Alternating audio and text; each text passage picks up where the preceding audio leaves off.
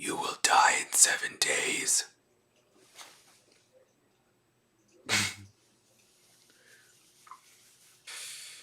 Hi.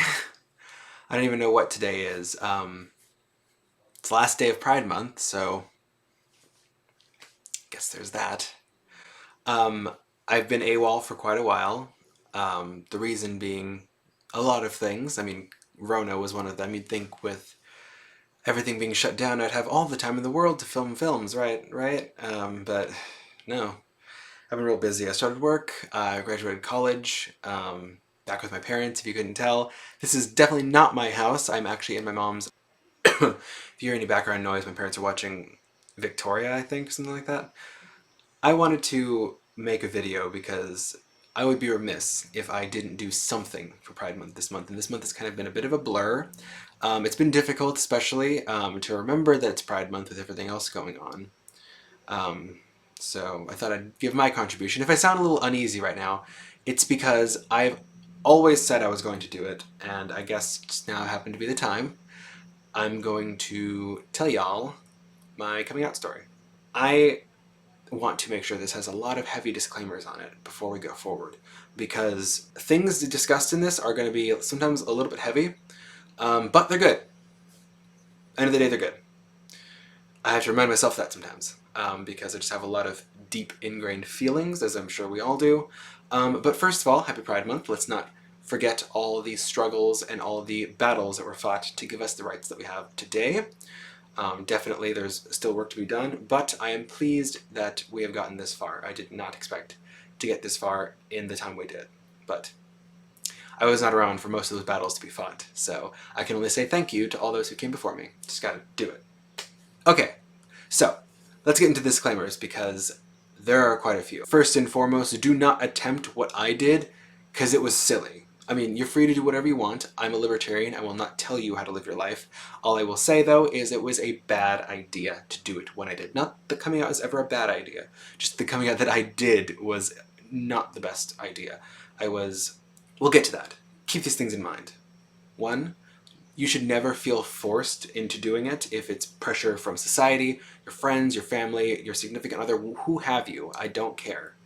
You should never feel forced to do so because it's a really personal thing, and who knows, maybe it won't, but it could potentially affect your life, and it's not something that you should be doing on a whim.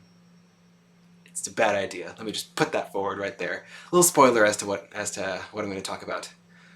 Secondly, make sure you always have an exit strategy, even regardless of how accepting your family may or may not be. Always have an exit strategy. Again, something I wish I had, but something you should probably think of before doing so. Make sure you have an exit strategy, because I did not. They're watching Victoria, if you hear any clapping, or they're like almost at the very end. Don't feel pressured by anybody. Always have an exit strategy, and don't go in with high expectations. The world is not going to suddenly change because you're coming out. Alright? Keep those things in mind. With that being said, why don't we go ahead with our story time? So, I grew up in Santa Barbara, and it was nice. I felt quite at ease with with who I was in terms of around other people. My family was a whole different story. My family is very religious, and they were as well at the time. And I was raised very religious as well. This is a tale as old as time, if you could. So growing up, I had some pretty set ideas on what was okay and what wasn't. And for the most part, I kind of was okay with that. I didn't really know any better. Not any better, but I didn't know anything different. Excuse me. Just ate taco pizza and I'm getting like stress burps, so sorry. I was never confused about who I was, you know? Like, it was never like a, oh, I have no idea moment, because I've kind of always known. This is why, sorry, I'm getting a little emotional. So, but you know what? I was fine. I kind of pushed it down. I even had a girlfriend for a short time. Hi, Lauren. I'm sorry. I ghosted you. I was 12. We were friends, and I kind of misconstrued friends and relationships at the time because I was, again, very new to the whole subject of attraction. So I didn't really know a whole lot. Surprise, surprise. 12-year-olds, not the best arbiters of relationships. But I sort of lived my life knowing that I was somewhere in the spectrum of definitely not okay with the Lord. So come to around 14 years old. My parents by this time had also made their position very clear. So it wasn't like I was going to be shocked at the result. But I somehow found myself quite shocked at the result. Kind of on me on that one. We were in a car, my mother and I, because I felt my mom, because we were so close. We are very, very close. Are very close. I was afraid that I would lose my family if I told anyone. But I felt like if I could tell anyone, it would be my mother. So I did. We were in the car. Bad idea. Again, bad idea. This was unprompted. We were just talking about like people in relationships, people that like my friends of mine who are in relationships, and the subject was broached. But there has always been her position very clear on those things, and I just told her. Bad idea. I'm 23, so I imagine my frontal lobe is fully formed now. But me now, looking back to me then, I could not believe I did that. That was a real bad idea, bro. We were almost home. We were basically in like the little cul-de-sac of our neighborhood, and my mom just kind of stopped the car, and we talked for a little bit. She told me that it's not okay. The Bible's position on that kind of thing, things that I already knew. She started crying. She thought she did something wrong. You know, all the typical parent things that I don't know if this is a typical parent thing. My parents are I imagine are not the typical reaction, but that was how they reacted. She was afraid that I was going to go to hell. She thought that um, she thought that I was molested. She had some very, very archaic views. She was like afraid that I had been molested by someone because she knows someone who was molested and then they turned out to be gay later on in life, and she thinks there's a correlation. She was afraid that because of like how I was injured as a baby that must have affected something. She was looking for any kind of reason as to why it wasn't me. She wanted to take me to doctors, she wanted to give me therapy, everything. She just wanted to fix it, which is really not what 14-year-old Bakington needed to hear, but it's whatever, right? It's not whatever, but it's whatever.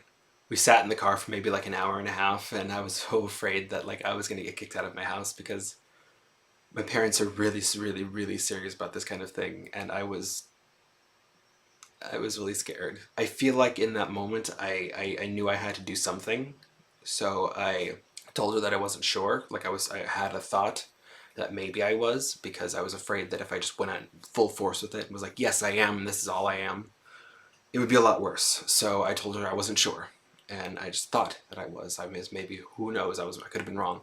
And so she chalked it up to hormones and thought about getting me hormone pills or therapy or something, but she never actually followed through on any of those things. She thought about them for a long time and told me that she wanted me. I don't need to be fixed. That was okay. That part was okay. I could deal with that. But for like the next 3 or 4 days afterwards, she could not look at me. She couldn't. Like, she would start crying when she looked at me. And she told me that she wouldn't tell my dad because she wanted me to tell him on my own. And I was terrified of my dad finding out. Plot twist, he handled it way better than she did. I don't know what I was thinking, but that wasn't what I was thinking, and I don't know what I was thinking. God, I have a 5 head, don't I? I mean, it's like more of a 4.5 head, but man, I need to do something about that.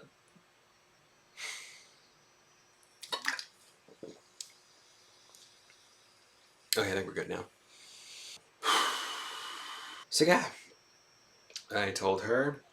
That didn't go well at all. Looking back, I don't think it was a good idea. I 100% wasn't ready for the consequences if I said no. Thankfully, I had my sister who said that when my mother told her that she would take me in if my mom didn't want me anymore. So there's that. You know, it's always good to have a safety net, but I did not have a safety net. I took a massive risk in potentially alienating myself from my family with nowhere to go. I didn't have a whole lot of friends in Santa Barbara, especially not any that I'm sure would open their door to me if I was like on the street. But I don't think my parents would have thrown me out on the street just on principle. That's one thing that really not hurt me, but sticks with me. My parents had so many objections. They were very upset. I guess that's maybe the thing that's my fault then. I didn't take that into consideration. It's not something you can bank on, but I should have given them more credit than I gave them at the moment. It was not a good idea that had come out at that time. I was 14, I had nowhere to go, I had no backup plan, no exit strategy, and I knew they would react badly, and yet I did it anyway. It's just one of those things that you shouldn't do. It's just, your safety is way, way more important. I promise you, there will be a time and a place. Not always when you think it's going to happen, but it will happen eventually, but you need to prioritize your safety.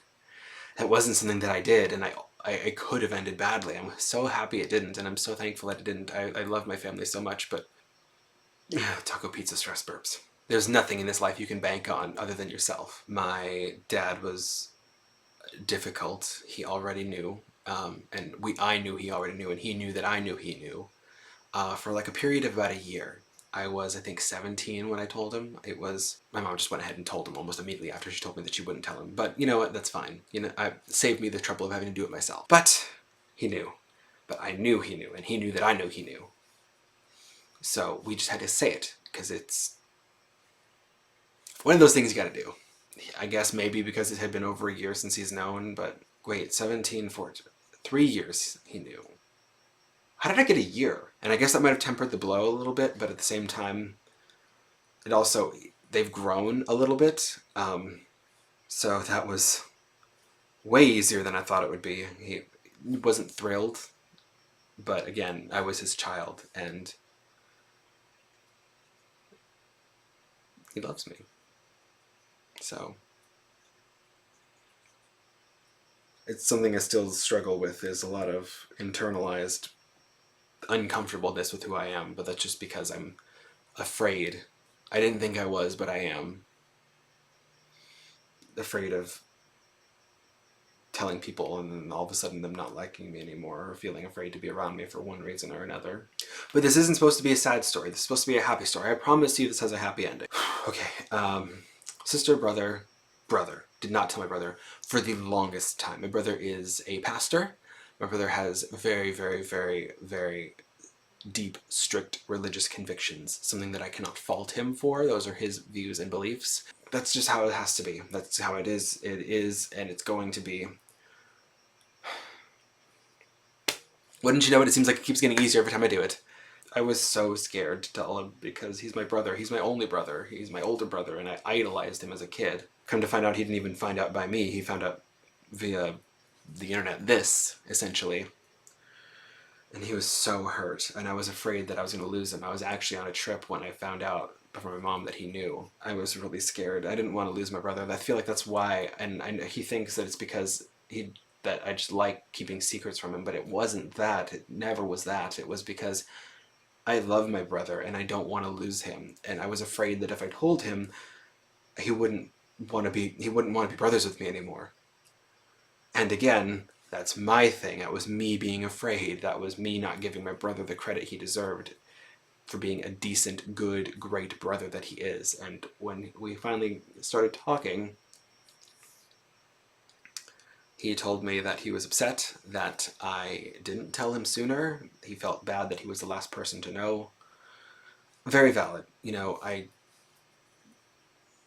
wish I could have told him. But I didn't. And that's my fault. But at the same time, could you really blame me? He also said that we're brothers, and he didn't want anything to come between that. Or something to that extent. I was just really happy that it didn't say, delete my number, or something to that extent. And I just about cried there, too. I was in the car. All this stuff keeps happening in the car. Another thing, do not do that in the car. People can react really badly. You'll crash. It's a bad idea. Don't do it. But I'm trying to keep upbeat because I don't want to get really sad either. This isn't a sad story. This is a story of people changing. My mother before couldn't even fathom the idea. She couldn't even look at me after I told her. And now she knows. She no longer thinks that it's a choice, because she knows that I would never willingly want to go against her or willingly want to hurt her in this perceived way I've hurt her, or willingly want to break the rules like that. I've never been a child who does that. This isn't me being rebellious. This is me. This is who I am. And she has acknowledged that this is something that she cannot change. This is not a choice that I made. That was something I was never expecting to happen. Change is possible. Your family hopefully can see past that and move on to love you if they don't already intrinsically love you because they have no qualms with who you are. And if you are one of those lucky people, enjoy that. I promise you, you have a blessing and a gift that I can only think about. Not to say that I am any way, shape, or form also grateful that I have parents as accepting as they are. There are people far worse off than me in many regards. I guess at the end of the day, all I'm trying to say is don't be afraid of who you are, but at the same time, don't do anything reckless. Always have a contingency plan. Always have a safety net, a backup plan should things go awry. Expect the worst, hope for the best. It's such a cliche, but it's true. I promise you, you will save yourself so much more heartache than you might already go through if you keep those things in mind. As for me, I have a wonderful family who loves me, and they're coming around, kind of. It's actually really nice. I promise you, it sometimes gets better. I cannot speak on any definitives. It's not something I do. I don't speak in absolutes. It's just not who I am. I can't say for certain how your family's going to react. There is a chance they might react badly. I don't want to scare anyone, but I also don't want you to go in with overly high expectations, especially if you know that your family has stress burps. Especially if you know your family has certain views about these kinds of things. You should always keep those in mind. They're not going to change overnight. Mine didn't change overnight. I came out with them when I was 14. I am almost 24. And it's been a process. It's been a couple steps forward, a couple steps backward, but it's been progress forward. And I promise you, given enough time, if your family truly, truly loves you, it will get better.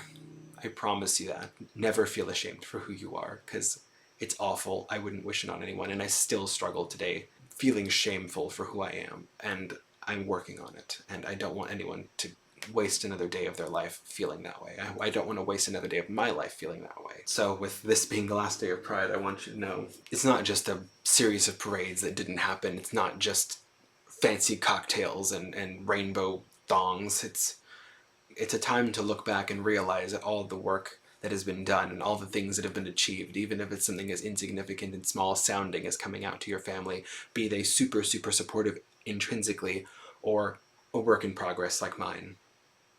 Just know that you are loved, that there are people out there who do love you. And even when you're feeling really dark, and I've had several dark days, several dark days, that there is always going to be a brighter side. I don't want anyone to give up. Because it does get better eventually. I promise you, even if it doesn't involve your family, there are people out there who will love you. I promise. My family thankfully does. But I don't want you to think that just because yours reacts badly that this has to be the end of it.